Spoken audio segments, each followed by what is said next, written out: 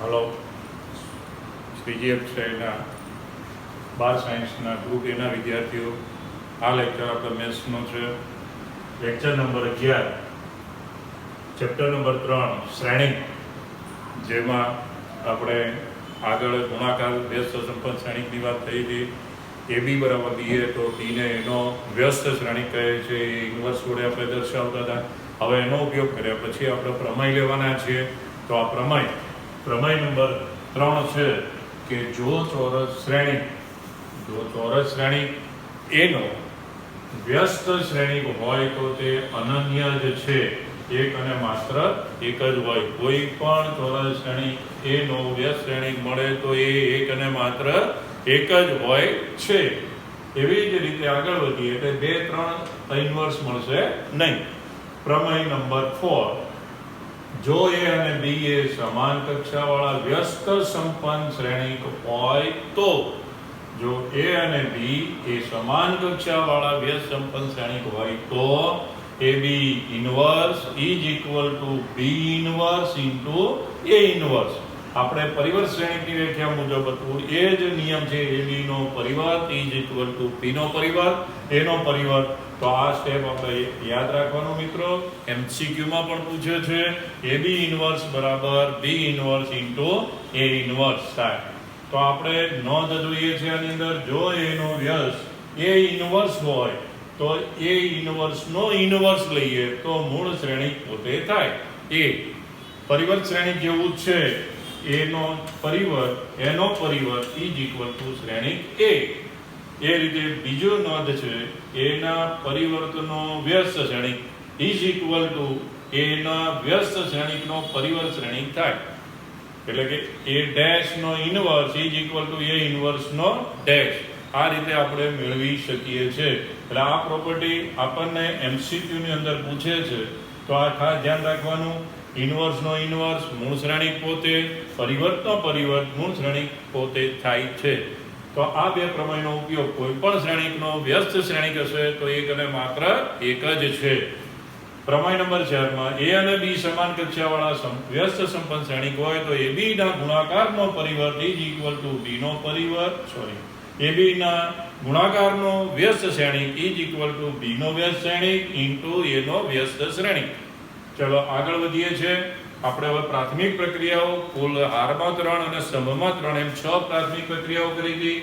એના ઉપરથી આપણે વ્યસ્ત મેળવવાનો છે. ખૂબ જ અગત્યનો ટોપિક છે અને આ ટોપિકનો ઉપયોગ 2x2 મેટ્રિક્સ અને 3x3 મેટ્રિક્સ, દ્વિહાર અને ત્રિહાર, ચોરસ શ્રેણીકો ઉપર જ ઉપયોગ કરવાનો છે.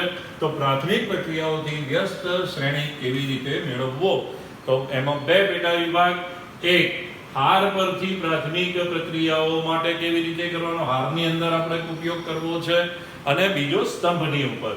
તો આ એક્ઝામ્પલ પરીક્ષામાં પૂછાય છે આ પ્રકારનો, એટલે ખાસ ધ્યાન રાખજો. પ્રક્રિયાઓ આપણને આવડી જ ગઈ છે. હારમાં પ્રક્રિયા RI to RJ અદલા બદલી કરવાની હતી. RI to RI K into RI હતું. IB આના દરેક ઘટકને K વડે ગુણવા, એ બધી પ્રક્રિયાઓનો ઉપયોગ આપણે કરવાનો છે. ચલો આગળ વધીએ. પહેલો પ્રકાર, હાર પરથી પ્રાથમિક પ્રક્રિયાઓ માટે ઇન્વર્સ કે વ્યસ્ત કેવી રીતે મેળવાય. તો ધારો કે ચોરસ શ્રેણી એ માટે એ ઇન્વર્સ અસ્તિત્વ ધરાવે છે. એ ઇન્વર્સ અસ્તિત્વ ધરાવે છે. તો આપણે હાર માટે જતા હોય તો આ ધ્યાન રાખવાનું, એ શ્રેણી બરાબર I અને એનો ગુણાકાર વાળો શ્રેણીક લેવાનો. એ બરાબર I A. આખા ધ્યાન રાખવાનું હાર માટે. એ બરાબર I A. એકમ શ્રેણીકનો કોઈ પણ શ્રેણીક સાથેનો ગુણાકાર શ્રેણીક પોતે જ થાય, આપણે જાણીએ છીએ. તો આ એ જ વસ્તુનો ઉપયોગ છે. એ બરાબર I A લખ્યું. તો હવે ડાબી બાજુના શ્રેણીક એ ઉપર, આ આપણો ડાબી બાજુનો શ્રેણીક એ છે એમાં, અને જમણી બાજુના શ્રેણીક I માં એકમ શ્રેણીક I. આની અંદર આના પર ચલો હું આ જે ડાબી બાજુ શ્રેણીક એ છે એમાં હારની પ્રક્રિયા કરી. સમાન હાર પરની બંને એ ઉપર જે પ્રક્રિયા કરું, જે હારમાં પ્રક્રિયા કરું, એ મારે જમણી બાજુ I ઉપર પણ કરવાની. એટલે જમણી બાજુના શ્રેણીક I ઉપર, ડાબી બાજુના શ્રેણીક એમાં અને જમણી બાજુના શ્રેણીક I પર સમાન હાર પરની સમાન પ્રક્રિયાઓથી સરખી પ્રક્રિયા, અહીં જે પ્રક્રિયા કરીએ અહીંયા થવી જોઈએ. તો આ પ્રક્રિયાથી તમને ડાબી બાજુનો શ્રેણિક પ્રક્રિયાઓ કરતા કરતા એકમ શ્રેણિક બનશે અને જમણી બાજુના શ્રેણિકનું જે રૂપાંતર થાય એને આપણે બી નામથી ઓળખીશું. ફરીથી ડાબી બાજુના શ્રેણિક એમાં જે પણ પ્રક્રિયા કરીએ છીએ હારને, તો આમાં પણ હારમાં જ પ્રક્રિયા કરવાની છે જમણી બાજુના શ્રેણિકમાં.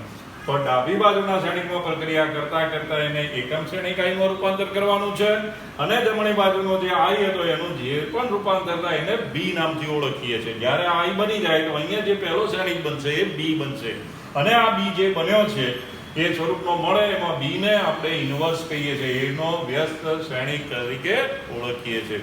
તો બી બરાબર એ ઇન્વર્સ. તો અહીંયા આ હારની પ્રક્રિયાઓથી થાય નિશ્ચાયક ચેપ્ટર નંબર 4 માં તમને ઇન્વર્સનું સૂત્ર પણ મળશે. 1 શ્રેણિક એનો નિશ્ચાયક ઇન્ટુ એડજોઇન્ટ એ તરીકે મળશે. અત્યારે આપણે હારમાં પ્રક્રિયાઓ કરીને લાવવાનું છે. તો ફરીથી મિત્રો આપણને ખબર પડી ગઈ કે હાર પરની પ્રક્રિયા માટે શ્રેણિક એ બરાબર i ઇન્ટુ એ લેવાનું છે. ડાબી બાજુના શ્રેણિક એમાં હારની પ્રક્રિયા જે પણ કરીએ એ જમણી બાજુના i પર કરવાનું. જ્યારે ડાબી બાજુનો શ્રેણિક એ એકમ શ્રેણિક i માં રૂપાંતર થઈ જાય એટલે i બરાબર ba બને, તો આ એકમ શ્રેણિક બન્યો. તો અહીંયા જે પ્રક્રિયા કરવાથી શ્રેણિક આપણને એ સાથે મળે છે એને b નામ આપીશું. આ b એ જ આપણો એ ઇન્વર્સ થશે. એટલે ઇનડાયરેક્ટલી એવું થયું કે i બરાબર a ઇન્વર્સ ઇન્ટુ a, આપણે આવું કહી શકીએ. બરોબર. ચલો, તો બીજો પ્રકાર સ્તંભ પરની પ્રાથમિક પ્રક્રિયાઓ માટે આપણે કામ કરવું છે. આ હાર ઉપર કર્યું તો હવે ઊભા કોલમ ઉપર પણ આવી પ્રક્રિયા કરી ઇન્વર્સ મેળવી શકીએ છીએ.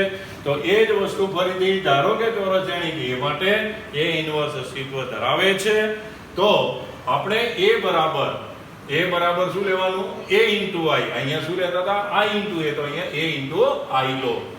હવે તમે ડાબી બાજુના શ્રેણિક a ઉપર, જમણી બાજુના શ્રેણિક i ઉપર સ્તંભમાં પ્રક્રિયા કરવાની છે. i ઉપર સ્તંભ પરની પ્રાથમિક પ્રક્રિયાઓથી ડાબી બાજુનો શ્રેણિક એકમ શ્રેણિકમાં રૂપાંતર પામશે. જમણી બાજુનો શ્રેણિક i જે સ્તંભમાં પ્રક્રિયા કરવાથી મળે એને b નામ આપી દઈએ. એટલે ia બરાબર ab સ્વરૂપ મેળવો. આના જેવું સેમ આ હારમાં પ્રક્રિયા હતી, આ સ્તંભમાં પ્રક્રિયા છે, તો i બરાબર ab મેળવો. તો આ જે b મળશે એને આપણે a ઇન્વર્સ કહીએ છીએ. એટલે કે આપણે આવી વાત કહી કે i બરાબર a ઇન્ટુ a ઇન્વર્સ. આ રીતનો પ્રશ્ન બની ગયો. તો અગત્યનો ટોપિક પ્રાથમિક પ્રક્રિયાઓ હારમાં પણ થાય, સ્તંભમાં પણ થાય. હાર માટે આપણે a બરાબર ia લખીશું, સ્તંભ માટે a બરાબર આપણે a ઇન્ટુ i લખીશું. ડાબી બાજુના શ્રેણિકને આપણે શું કરવાનું? હારમાં પ્રક્રિયા હોય તો હારની જ પ્રક્રિયાઓ કરવાની આખા એક્ઝામ્પલમાં, સ્તંભથી માગ્યો હોય તો સ્તંભથી પ્રક્રિયા કરવાની. ડાબી બાજુના એ શ્રેણિકને એકમ શ્રેણિકમાં રૂપાંતર કરવાનું છે અને જમણી બાજુનો i જે શ્રેણિક છે એનું સાદુરૂપ જે પ્રક્રિયા ડાબી બાજુમાં કરી છે એ જ પ્રક્રિયા કરતા કરતા ડાબી બાજુનો શ્રેણિક એકમ શ્રેણિક બની જાય તો જે જવાબ બન્યો છે એ આપણો b બનશે, જે વ્યસ્ત શ્રેણિક તરીકે સ્વીકારીએ છીએ. ઓકે. બંને પ્રકારના દાખલાઓ આપણે લેવાના છે 2x2, 3x3. ચલો, નોંધ જોઈએ છે, ઇમ્પોર્ટન્ટ નોંધ છે કે શ્રેણિક a પરની પ્રાથમિક પ્રક્રિયાઓ a બરાબર ia હાર ઉપર અથવા a બરાબર ai સ્તંભ પર કરતા જો ડાબી બાજુના શ્રેણિક a ની આ પ્રક્રિયાઓ કરતા કરતા આપણે જઈએ ડાબી બાજુના શ્રેણિક a ની કોઈ પણ એક કે વધુ હારમાં કે સ્તંભથી જતા હોય તો સ્તંભમાં બધા જ ઘટકો શૂન્ય મળી જાય તો એ ઇન્વર્સ વ્યાખ્યાયિત થશે નહીં. તો મિત્રો આપણે ડાબી બાજુના શ્રેણિક ઉપર પ્રક્રિયા કરતા કરતા જો કોઈ હારના એક હારમાં આવતા હોય કે બધી હારમાં જો એક કરતા વધુ ઘટક મતલબ બધા ઘટકો શૂન્ય થઈ જતા હોય તો એ ઇન્વર્સ અસ્તિત્વ ધરાવતો નથી. તો આપણે કહી શકીએ છીએ કે ઇન્વર્સ ન મળે. આવો સ્વાધ્યાય 3.4 ની અંદર તમારો એક્ઝામ્પલ નંબર 12 અને 14 છે. એટલે એમસીક્યુમાં ખાસ ધ્યાન રાખવાનું કે જો બધી હાર કે સ્તંભના ઘટક શૂન્ય થતા હોય તો ઇન્વર્સનું અસ્તિત્વ છે નહીં. બરાબર. તો આ રીતે આપણો લેક્ચર નંબર 12 માં સ્વાધ્યાય 3.4 આવશે. એની અંદર આપણે એક્સ્ટ્રા એક્ઝામ્પલો એક એક તમને સમજાવી દઈશું અને આગળ આપણે વધીશું. ઓકે. જય શ્રી કૃષ્ણ.